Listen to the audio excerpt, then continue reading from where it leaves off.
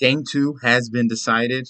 The Warriors have tied up the series. Now it's my job to get you guys geared up for Game 3. Let's get into it.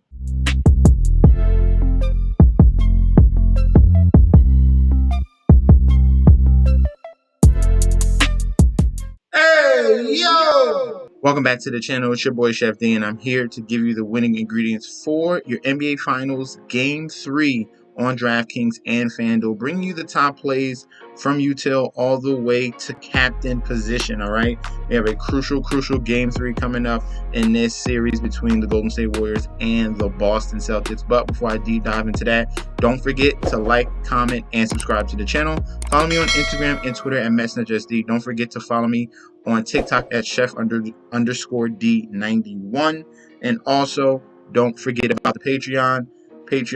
Those links will be down below. If you need any help in DFS and bets, let me know down below, or when you sign up, I will message you and notify me of what I'll notify you and ask you, what do you want? Do you want DFS picks? Do you want bets? Let me know there. Okay, let's get into this Game 3. It was a blow. It was exciting to see. Finally, the Warriors kind of showed up. We still didn't get the Clay game. I called out Clay. He did not show up yet again. He's kind of banished.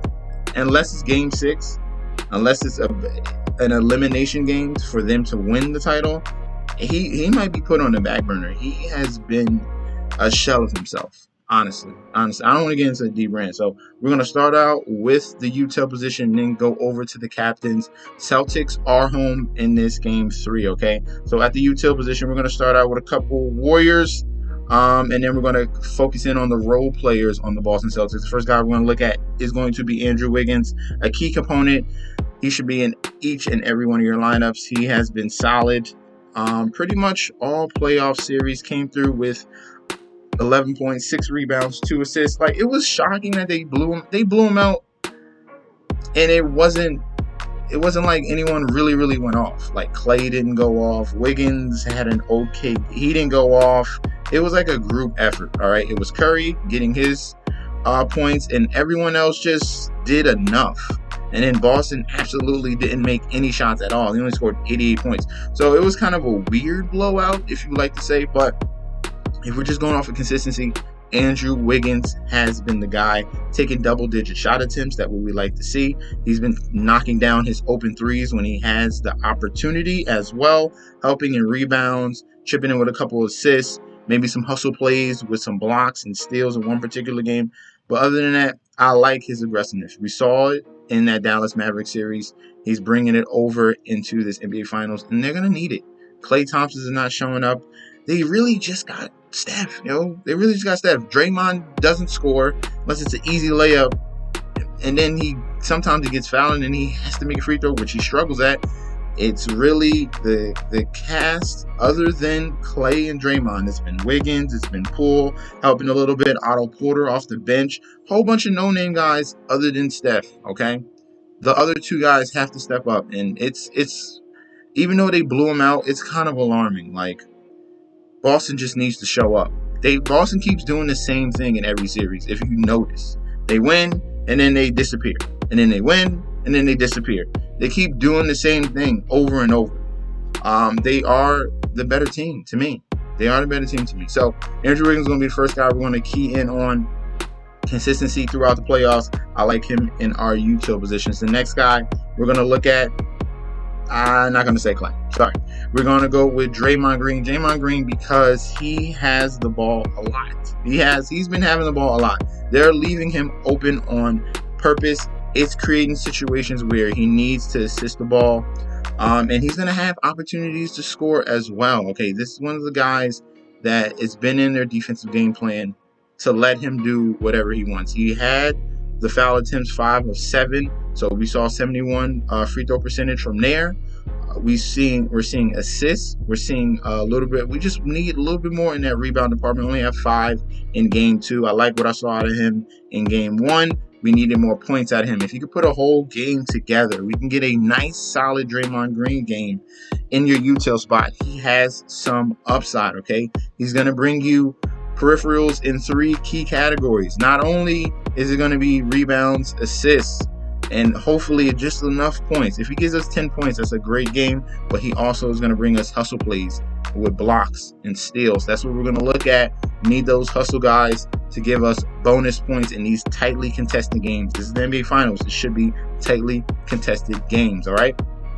DRAYMOND is going to be our number 2 option in that util spot. Let's get over to some of these Boston Celtics. The first one we're going to talk about is Jaylen Brown, all right? Jaylen Brown was a captain candidate in game 1. Also, you can use these guys I'm speaking about in that captain spot if you want to adjust some of the salary, okay? It can get really expensive going for the all-stars, the top guys, Tatum and Curry, okay?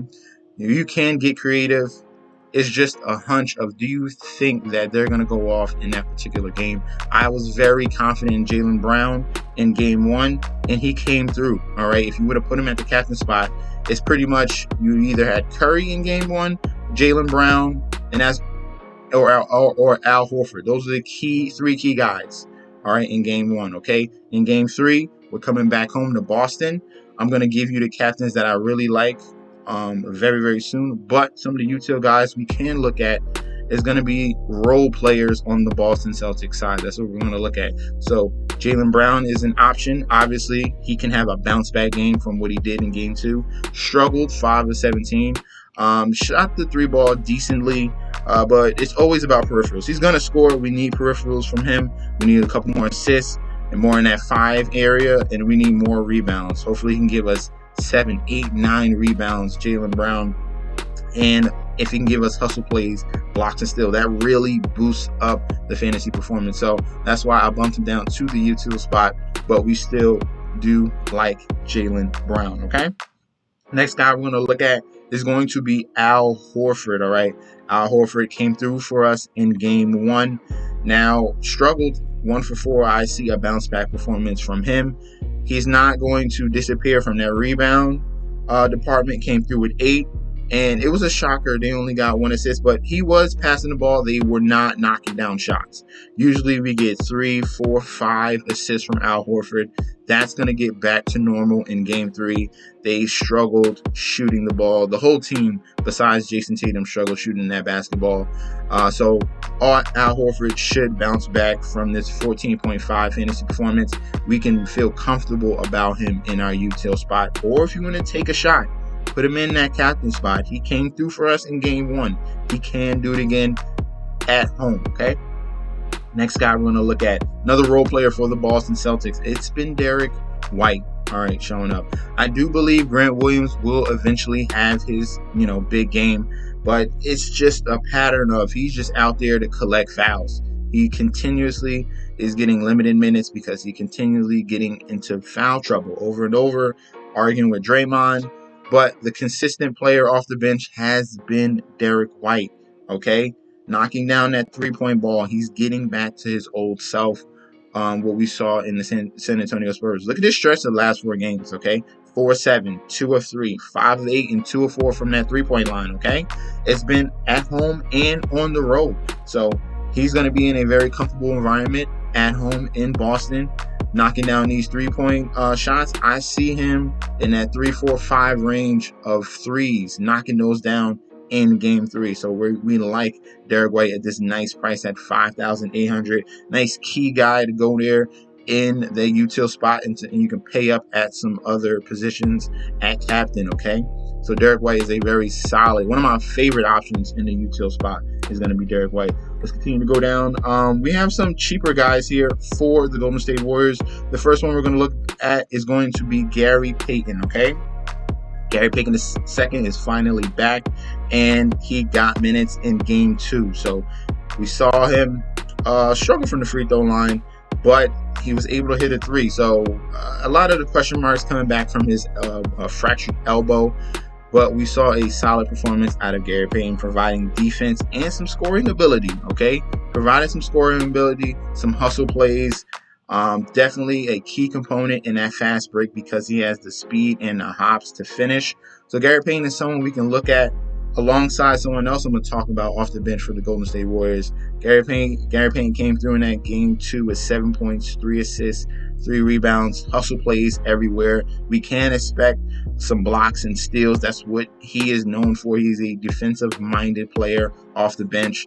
It gave the Golden State Warriors a boost once he came in that game. Okay, they were down, and then once Gary Payton came in, they kind of flipped over and even the game in that second quarter. Okay, so Gary Payton is someone we're going to look at for game 3. The next guy we're going to key in on will be Otto Porter Jr. Okay, Otto Porter Jr. at 4,600 in that util spot. Consistent. All right, consistency. He's someone that can give us cheap points off the bench, and he's like instant offense. Okay, I was shocked to see Nemanja Bjelica come in. Usually it's Otto Porter, so that's why you see from 24 minutes to 15 minutes. Maybe they want to do a little size adjustment. Steve Kerr was trying to switch things up because they were struggling earlier in that game. Okay, so Otto Porter came in and he did what he's used to doing. Came in, knocked down that 3-point ball.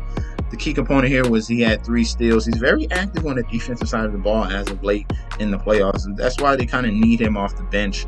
Iguodala was out in this game, so Otto Porter came through. 3 points, 3 steals, 3 rebounds, 1 assist. If we want to punt play at util, the last guy at that util spot, Otto Porter can be that guy, okay?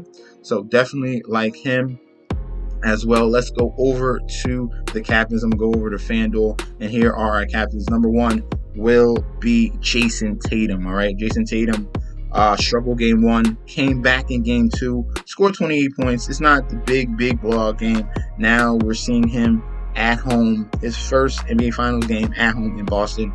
This should be the coming out party, okay? This should be the 30, 35, maybe even 40-point performance from Jason Tatum.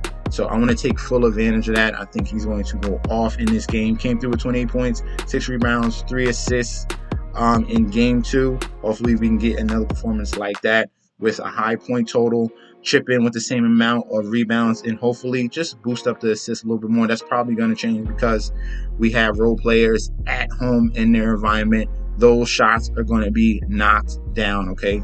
That's when you'll see Derrick White. That's when you'll see Al Horford. That's when you'll see Grant Williams come through, okay? Next guy we're going to look at the captain position is going to be Stephen Curry, all right? We're not going to switch things up. Tatum, Curry, they've been coming through each and every game, all right? Even Tatum, despite the fact he struggled shooting, he came through with 13 assists. That did help, all right? Stephen Curry has been consistent all playoffs season long with another 49.2.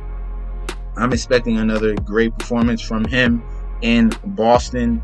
It doesn't matter if he's home or away. It's the other guys that are question marks for the Golden State Warriors. So Stephen Curry, I'm fine at going to him at that captain position. And then the last captain, I'm going to shake things up just a little bit. I think Marcus Smart has a big game in game 3, okay? Struggled in game 2, only 9 fantasy points. He tends to bounce back, and he tends to have some huge performances similar to what he did against Miami with 47 fantasy points in that game with 24 points, 9 rebounds, and 5 assists. In another game against Miami, and this was in Miami, he had 63 fantasy points. He comes when you least expect it, and it's usually when you see him hot from that 3-point line, he'll get started there, and then he'll start creating assists. He'll show up with some hustle plays, with some steals, and he'll come through in that rebound department as well. He'll put a full performance together. I think Marcus Smart is going to be key in this game 3 for them to take a lead in this NBA Finals, okay? So Marcus Smart is going to be my not chalk captain play we got is going to be Marcus Smart. I gave you Jaylen Brown in game 1, and game 3 is going to be Marcus Smart, all right? Thank you guys for tuning in. Let me know in that comment section down below if you have any other suggestions at util, at captain. Maybe you have another theory of how game 3 is going to go. Maybe we can find some more value and then have a cheaper guy at captain and really fill in the rest of the util guys with stars, okay? Maybe let me know in the comment section down below. We can definitely discuss that. Thank you guys for tuning in. Don't forget to like, comment, and subscribe to the channel. Follow me on Instagram and Twitter at MetsNutsJSD, and I'll be back with another video very soon, all right? Peace out, guys.